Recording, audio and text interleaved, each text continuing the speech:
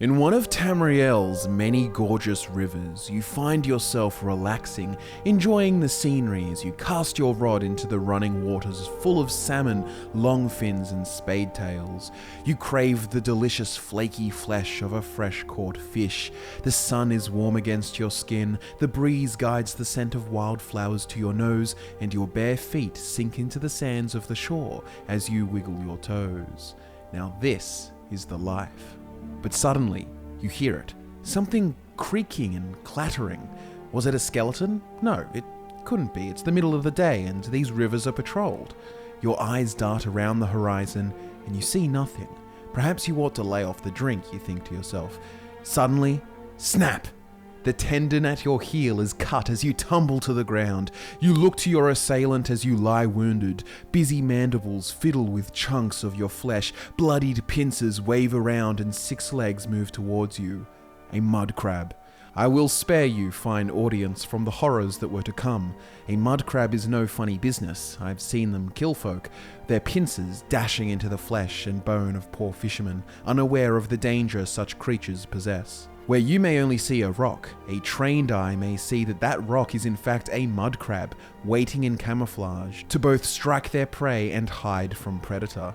Now, of course, I'm not going to pretend that mudcrabs' main diet is man flesh. However, they eat seemingly whatever they may get their hands on. Fish, fox, they've even been known to consume each other. Perhaps this flexible diet is what has guaranteed their proliferation as a dominant species of vermin all across Tamriel. Welcome back to Fudge Muppet, ladies and gentlemen. My name is Scott, and today I want to talk to you all about mudcrabs. And no, this isn't some kind of delayed April Fool's video, because you may find that this discussion of such crustaceans leads us on many tangents that may hint at a time long forgotten before men and mer, a time of a primal nern that was dominated by crustaceans, perhaps even a time before warm-blooded creatures roamed the land. But first, before we get onto ancient crab people, let's start with the more sane stuff, then move on to the insane. This is a mudcrab. Throughout your adventures, you will have surely seen a few. They are a common creature that inhabit the shores of nearly every river, lake, or sea on Tamriel. Even waterlogged caverns may become home for these crafty creatures. The mudcrab has adapted to the terrain of Tamriel, and they use their irregular shell shapes to camouflage themselves as rocks, an adaptive mechanism that likely guaranteed their survival throughout the millennia. Now, despite the little tale I told at the beginning of this video, mudcrabs are not typically aggressive, only taking violent action when cornered or provoked. But while rarer, the earlier tale is not entirely unrealistic. You see, as individual crabs get the taste for meat, they will adapt and actively hunt land animals. There have even been cases where farmers have had to protect their livestock from such mudcrab attacks. And of course, they can present a danger for man and mer, especially children. Now, it should be noted that there are many variables at play here. If we were to look at the common mudcrab of the Nibinae, you may be doubting their danger with their small stature and lack of effective camouflage, and when compared to many other varieties of mudcrab, you may be shrugging and asking what the big deal is. Now that's fair, most mudcrabs aren't really threats anyways, unless they swarm, and even then, most can be dealt with a few blows of a weapon. However, the biology of the mudcrab has proven to be quite variable and adaptable. If we were to look to the mudcrabs of the hardy north, like the people there, they too have adapted to their environment, and here they have developed a more rock-like chitinous shell and a more fearsome size to suit the environment of Skyrim. The same could be said of the mudcrabs in Vardenfell, with their hulking rock-like backs and large pincers. Now, at first you might assume that these are just subspecies of the mudcrab, and you'd likely be right. However, what if they actually are the same crab species? I mean, of course they're all mudcrabs, but what I mean is, if I took a Nibinae mudcrab and dropped it in the rivers by Whiterun, given that it survived, could it just adapt and become like the mudcrabs that you see in Skyrim?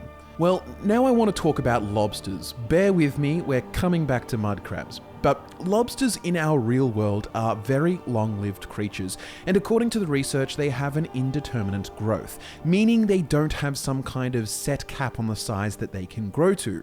You may be wondering how they do this, and the answer is they do this by molting their exoskeleton. Apparently, the average lobster can molt 44 times before it's even a year old, so that's a lot of growth. Now, I have reasons to believe that this indeterminate growth applies to the mudcrabs of Tamriel, which would also require the shedding of its exoskeleton. At certain times in its life, a crab will grow a new soft exoskeleton under the old one, and then the old shell splits open and the crab climbs out, then it grows a new shell until it needs to make a bigger one all over again. So we have established that crustaceans tend to grow bigger and bigger as long as they live, and to do this, they need to molt and shed their old carapace so they can create a new one. So let's apply this logic to the mudcrabs of Tamriel. If you were to just look at any cluster of crabs in Skyrim, you would see that both their size and shape is variable, with some bearing flat tops while others have more pointed rock-like tops. This, I'd argue, is the crab adapting to its environment. My theory is, if I took a mudcrab from Nibene, plopped it in the rivers of Skyrim, and if it could survive long enough to grow, then it would split open its shell and grow a new carapace, but the carapace would grow in colour and shape similar to those of the northern land in order to help it blend into the environment. They are very adaptable creatures, and understandably, if this were true, then the reverse could also apply. Now, the indeterminate growth is apparent. Giant mudcrabs can be found all throughout Tamriel, and some standout examples include the giant mudcrab of Greenmead Cave in Cyrodiil and the giant fossilized corpse of the mudcrab in Skyrim. Theoretically, the mudcrabs could continue growing and shedding their shells. However, even if they can live for such ridiculously long times and have indeterminate growth, the simple fact is that most are hunted for their sweet crab meat and chitin, or killed by natural causes or other predators before they can grow so large, hence the rarer examples of giant mudcrabs. Keep in mind, folk, we are talking about modern day Tamriel. The furthest our first-hand experience with mudcrabs goes is back less than 1,000 years in the mid-Second Era. But what if it went back far? I mean, beyond First Era far. Let's go back into the Merethic Era, a time before man's dominance and before all corners of Tamriel had been claimed by civilization. Also, any excuse to talk about Morrowind, so here we go. When Veloth led the Chimer from the Somerset Isles onto the mainland and far northeast to Resdane, the ancient name for Morrowind, they encountered a species of gigantic crabs native to the Isle of Vardenfell. These were called the Emperor Crabs, and if you've ever travelled to the city of Aldrun, seat of House Redoran, then you would know that their council chambers were in fact made within the carcass of the beast Scar, the only known remaining corpse of an Emperor Crab. They are incredibly large, described as moving cathedrals of crustacean. To think that these creatures once spread across Vardenfell, munching on siltstriders and burrowing into Quama nests, eating all within. Scar himself was slain only by a legendary hero, Dranoth Heleran. His ballad gives us some insight into the conflict with Scar in the early days of Chimeri settlement. With fearsome claws, Scar did attack, protected by his stone-hard shell, that none could even dent or crack. By the beast's might our armies fell, but one brave hero held no fear, Dranoth Heleran, warrior brave, with Calderas his mighty spear. But one resounding cry he gave, he raised his spear to the beast, he ran, evading every blow. His heart was set, his speed increased, as he charged the mighty foe. With a final thrust, a final clash, at last the mighty Scar was slain. With honour gifted to his house, may Heleran's glory never wane. Interestingly, some naturalists believe that the emperor crabs of old in fact live on today as the mudcrabs that we see roaming Vardenfell. Visrula the prophet says, "Once the mighty and colossal emperor crabs ruled all of Vardenfell, but they put aside divine pursuits in favour of mundane satisfactions, and were diminished to become the mudcrabs of today. And are we any different?" Obviously, this guy has an angle, claiming a sort of fall from grace that the Emperor Crabs underwent, similar to modern people when compared to the powers of the ancients, such as the remarkable Dwemer, Aelids, and other advanced peoples. This could be true, but I want to talk about another theory that kind of proposes the opposite. What if these so-called emperor crabs were in fact just colossal-sized mudcrabs, given that their species have indeterminate growth and an island all to themselves for thousands of years, before Chimeri settlement? Have these conditions allowed them to grow to such ridiculous cathedral-like sizes? I mean, theoretically, if a mudcrab of Cyrodiil can live long enough to grow into the giant mudcrab of Greenmead Cave, then theoretically, if that giant mudcrab could continue eating and growing uninterrupted and unharmed, then could it not continue to grow to the ridiculous sizes like that of an emperor crab? Well, stew on that for a bit while I talk about something tangentially related. There is cause to believe in a long-lost version of Nirn which had crustaceans as its apex species. We need only look to the dregs. These are the octopus crustacean-like beast folk that roam the waters of Nirn only to shore upon Tamriel as the land dregs during their mating seasons. During, they take on the form of aggressive crustaceans and are extremely territorial. Well, if we look to the mythical texts such as the 36 Lessons of Vivec and the Mythic Dawn commentaries, we will find claims that these crustacean beast folk were once the dominant species of Nirn.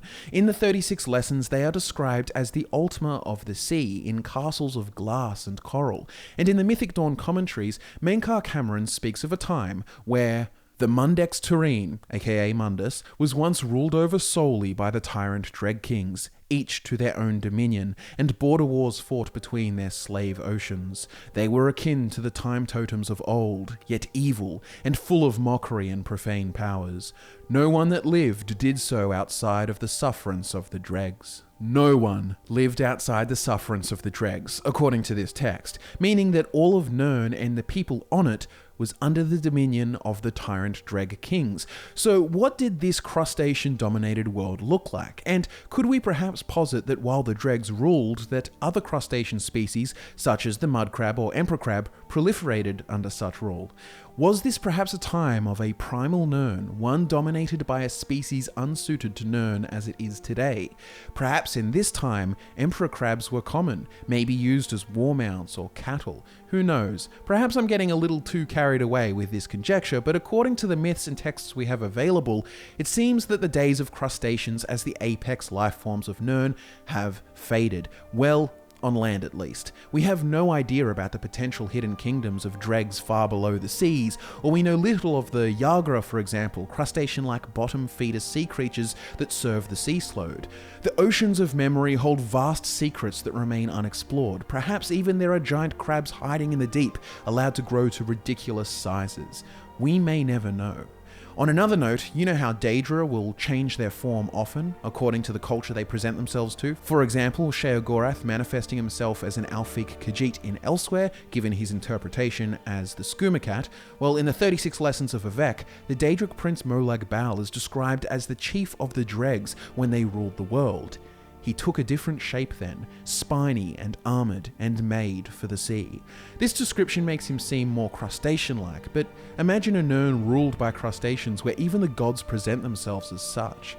What an interesting place. Now you may be thinking what in Oblivion this really has to do with mudcrabs. Like sure, maybe they were bigger and there were more in the time of the Dreg Kings, and even maybe they did grow into the large emperor crabs. But this is all conjecture, surely. Well, yeah, it is, but there is an interesting example of a mudcrab in the Third Era that might provide some sort of missing link, similar to how the dregs were once claimed to be the tyrant kings of the world and have now fallen to mere beasts hunted by Dunmer for their wax and shell. Viscerala the Prophet claimed that the emperor crabs have devolved into the mudcrabs of today, and if we break down what he says exactly, it leads to a conclusion perhaps usually overlooked. He says this about the emperor crabs, quote, "They put aside divine pursuits in favour of mundane satisfactions and were diminished to become the mudcrabs of today." I don't know about you, but this seems to imply to me that the emperor crabs were intelligent. I mean, surely to pursue the concept of the divine, you would need some level of intelligence. One could merely just cast this off as the metaphorical ramblings of a madman, and that would be so, if there were not an example of an intelligent mudcrab.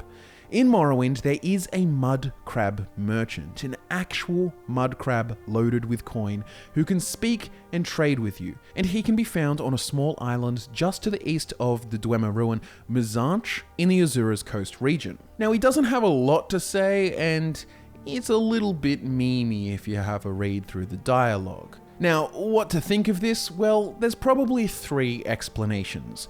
One, he is just a silly Easter egg and we really shouldn't pay him much mind. 2, he is some kind of illusion or cursed character or something to do with magic. Essentially, he or she has been turned into a mudcrab or is pretending to be one with magic. Or 3, he is most definitely the missing link between Mudcrab and Emperor Crab, who unlike his devolving brethren, had not lost the capacity for divine pursuit and intelligent thought, not given into the baser natures, searching only for mundane satisfactions. Am I memeing right now? I don't really know. Should you take the idea of mortal-like intelligence in Mudcrabs seriously? Probably not, but either way, this has been a fun video, and I would most certainly agree with the hypothesis that the Emperor Crabs are just overgrown mud crabs that flourished in a pre-mer, pre-man Nirn when it was ruled by the tyrant crustacean kings that were the dregs. I also tend to subscribe to the idea that mud crabs are all just the exact same species, but highly adaptable in both size and design of the shell, depending on environmental conditions or pressures. But there you have it, ladies and gentlemen, a respectable sized lore video about mud crabs. Share it with your friends. After all, it is one of the crucial cornerstones of the Elder Scrolls lore. My name is Scott from Fudge Muppet. Like the video if you enjoyed, and I will be back to nerd out with you again next time.